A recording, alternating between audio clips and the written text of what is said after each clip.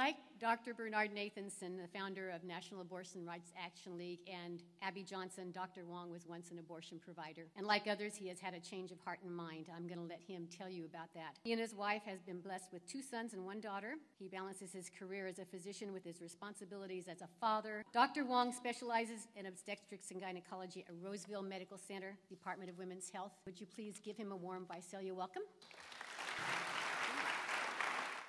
It's kind of really humbling to be here because I'm not a really gifted speaker, and I'm one of those kids. Do you guys remember the first time you got up in front of a classroom? I was in 7th grade, and we were reading The Hobbit. I could not get a word out of my mouth. All I did was cry for about 10 seconds.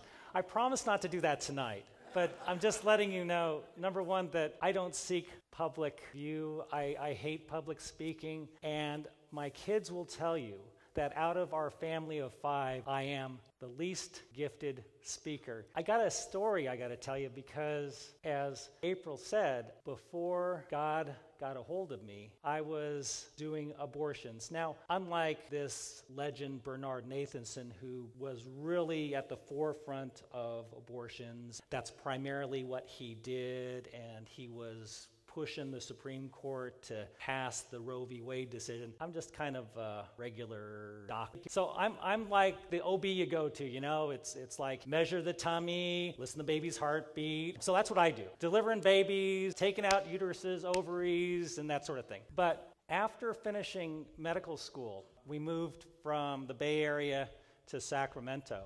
So I was asked, hey, can you work a couple night clinics? It's like, well, you know, there are different ways that you could make a little extra money around here. You could do surgery at night. You could do extra shifts delivering babies. You can do PAP clinics at nighttime, but you can also do ME clinics. And what's an ME, I asked. And so the answer was, well, we call that a menstrual extraction, but basically we're doing abortions. So I thought about that for a little bit and decided, you know, don't have any kids, want to make a little extra money, I'll do all of it. And so that's kind of how I got my foot in the door, and it was a door that led down a very slippery slope. Now, you ask the question, how does somebody know how to do an abortion? Is it very challenging or difficult? And the answer is that it's no more difficult than pulling a trigger on a gun. Now, with regards to the medical procedure, it is an identical procedure to do an abortion as it would be to empty the uterus of a pregnant woman whose baby has died. Not all pregnancies lead to a birth of a baby.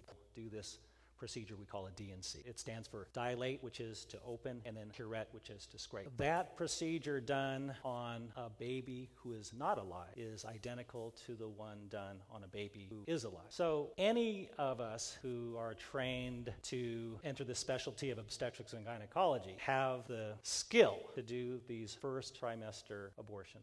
So that's how I kind of got started in this. And abortions are very complex issues. On the surface, it seems very straightforward. You're either going to have an abortion or you're going to have a baby. But there's so many things, so many facets that come into play. But from the perspective of somebody doing the abortion, you're asking the question, well, what's that like?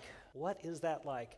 And what it's like is you have to deny what you're doing, right? I mean, am I ending a life? And I think that anybody who does an abortion realizes they're ending a life. But here's where the responsibility ends because, first of all, since this decision that was made back in 1973, it's legal. And since I work for a company that provides health care, that woman is entitled to have an abortion if she chooses. So my company has to provide that. And so she's made that decision with her partner. And if I don't do it, somebody else will. So that's kind of the, I guess, abrogation of responsibility or however you want to call that. It's like it wasn't my decision. I'm just the technician here. And, you know, I kind of convinced myself that I could get this, do a better abortion. Because I wouldn't be like one of these old guys in their mid-50s who was jaded from years and years of doing these procedures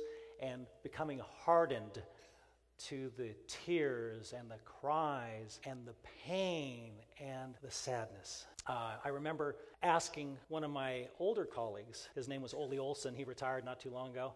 I said to him, Ole, you've been doing this for about 10 years. How have you been able to do this? And fully realizing also that, of course, we were ending the lives of these babies. He said, you know, I just imagine there are little angels ascending to heaven every time I do this procedure, which was fairly profound for an atheist, I must say. So doing these procedures is just so sad. The waiting room is usually pretty full because in doing these procedures, we want to go fast because we want to just get them done and over with. As you go out to the waiting area, nobody's making eye contact with anybody. People are looking down. There's no conversation going on. And back then, there were no cell phones or iPads to occupy people. It was just a very eerie silence. And you could feel the coldness there. And it took me a while to figure out that I'd had that same feeling at my grandfather's funeral. And I was thinking, I guess everybody knows that somebody's going to die. So this whole notion that people don't understand that a life is taken seem to be at odds. It seems to me that everybody involved in the abortion process understand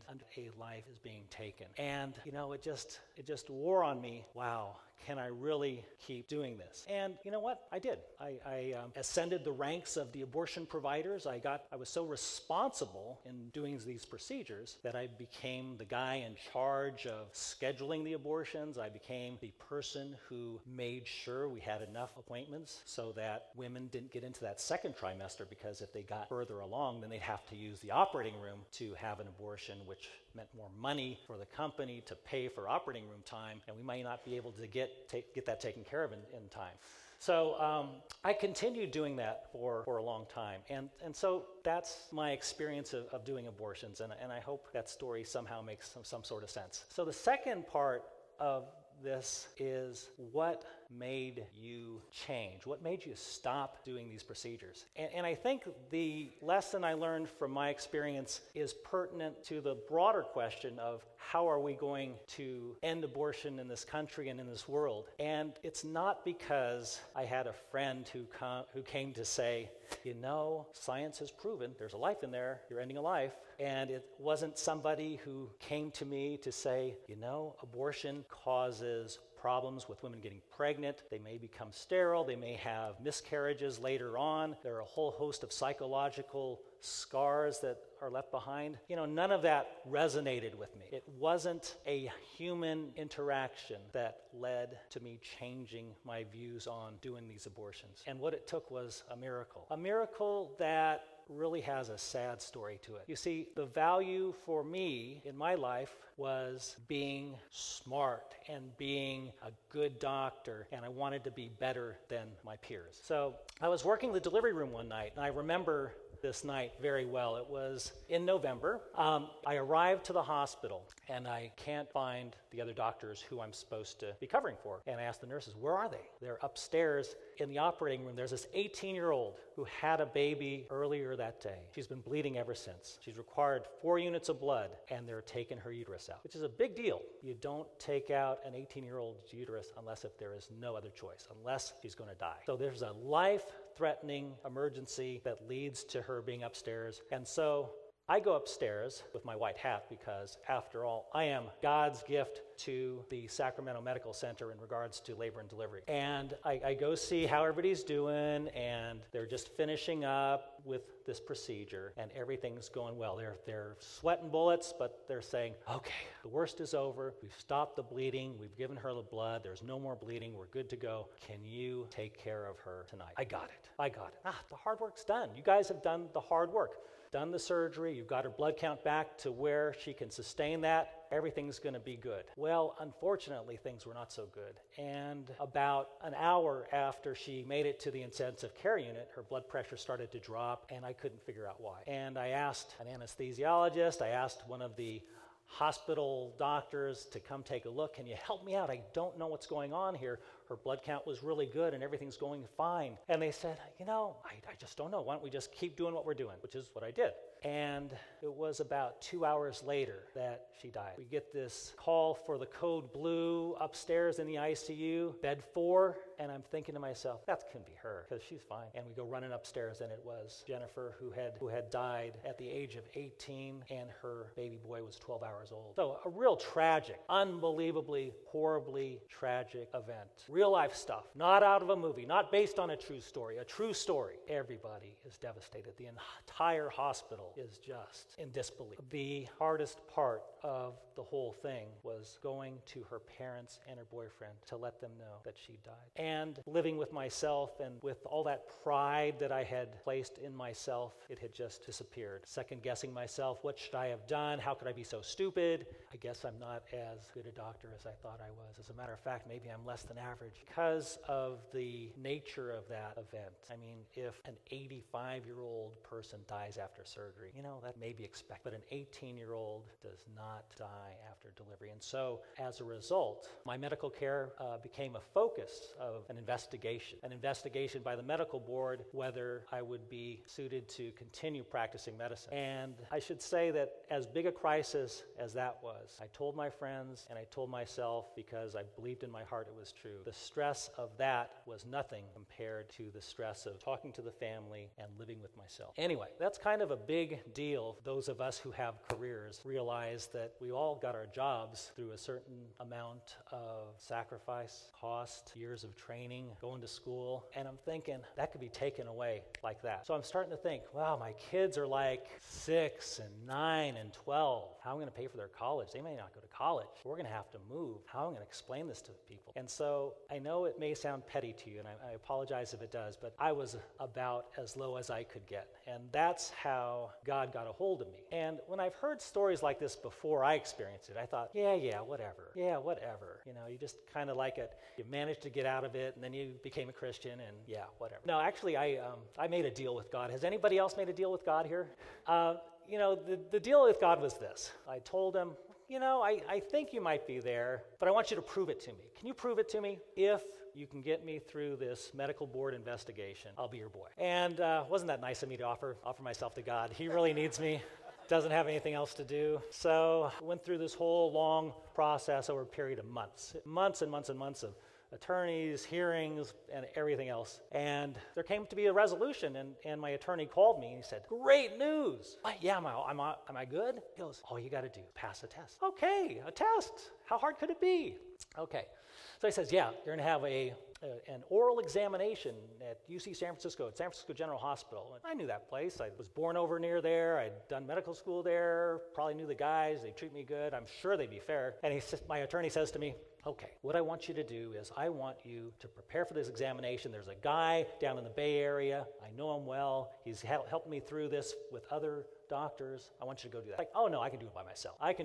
So I go take the test, and I'm feeling good about that test. I answered the questions. I thought I was good. And I think this was another message I got from God about this doing it by myself sort of arrogance. I got a call a month later from my attorney. Bob, how you doing? Hey, really well. I got great news for you, Van. Yeah, you passed. And he says, do you want to know what score you got?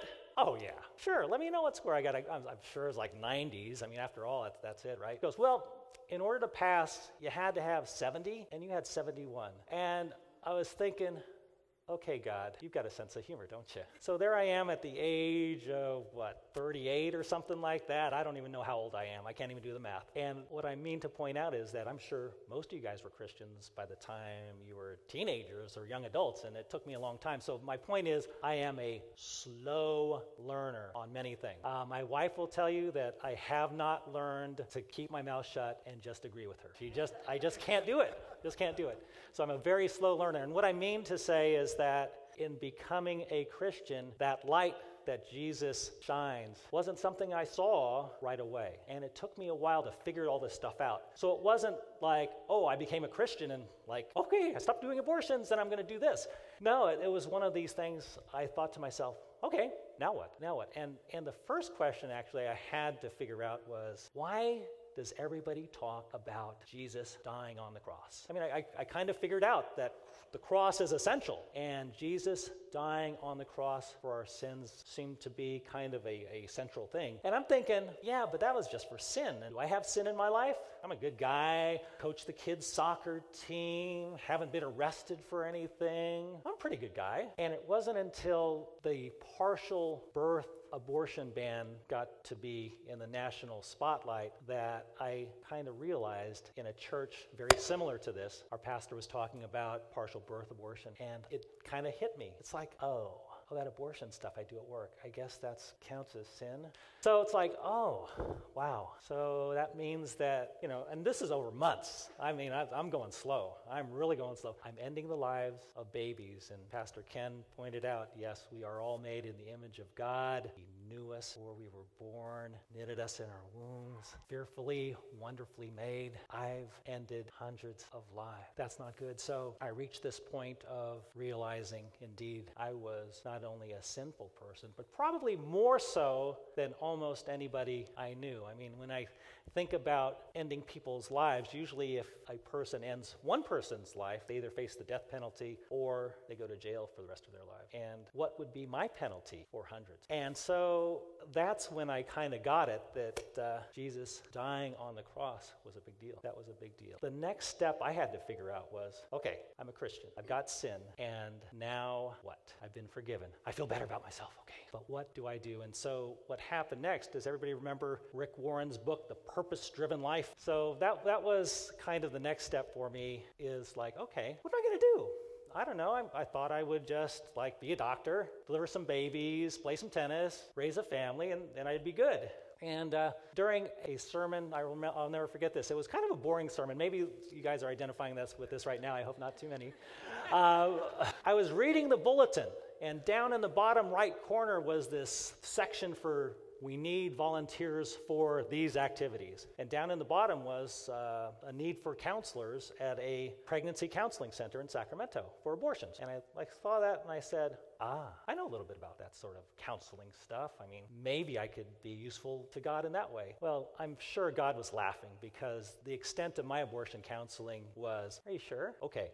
Well, you take these medicines, meet you tonight, and we'll take care of it. So yeah, I wasn't the most qualified abortion counselor. So the director of our pregnancy counseling center kind of picked up on that. And she said, you know what? We might not need you as a counselor, but we could use you on our board of directors because eventually we want to launch a medical clinic here, and we need somebody's license, and we need your name. Like, okay. So over a few years on this board of directors, I started to kind of grow and learn about abortion from a woman's point of view. Not doing the procedure, not pretending like it's not anything I have responsibility for, but learning about the myths and the deception that our culture puts on all of us about an abortion. And over that period of time, I was able to work in our pregnancy center and go to a couple conferences, but I got to tell you, you guys all are an answer to a prayer I had about 8 years ago. I was in Nashville, and I saw a group of people that were sort of just like me, middle-aged people, kind of not very diverse, and it's just, I was thinking to myself, God, where are all the pro-life people? Who is going to support these innocent little babies? And it's just so uplifting for me to see so many of you here, or each one of you here today. I mean, in the people I've had a chance to talk to, everybody is so nice. Everybody is so godly. Everybody is just amazing. After I finish up here, I'm calling my wife, and I'm going to tell her we're moving to Visalia. So that's where I've ended up. I think I followed God's path. I don't think He led me to do the abortions. I think He saw what a wreck I was in doing those and said, I guess I can use you for something.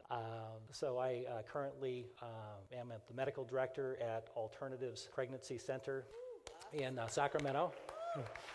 Yeah. And so the medical director part, I don't do a whole lot. I just use my license and put my name there, and the company covers the malpractice insurance, which is good.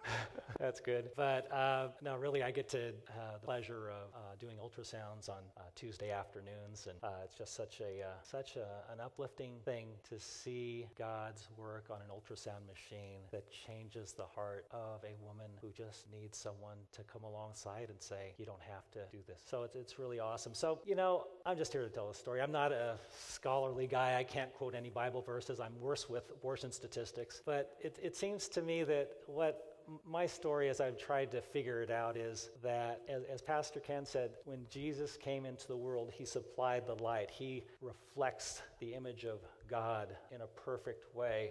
And that's when I became aware of my sin. And in reflecting on the degree of that sin, I'm guessing that no matter how much sin that we have, he will forgive us. And then the last part is kind of forgetting the past and looking forward. And that is, I believe if we are obedient to him, he'll take us on a journey that will provide us so many blessings. It will just blow our minds. Because I'm experiencing it right now and just feeling the love and the love of God in here and the love of life. It's just amazing for me to experience sharing this time and this space with you. Please do not applaud for me, but let's give a round of applause for everybody in this room and for all those courageous men and women who are raising their families. Thank you.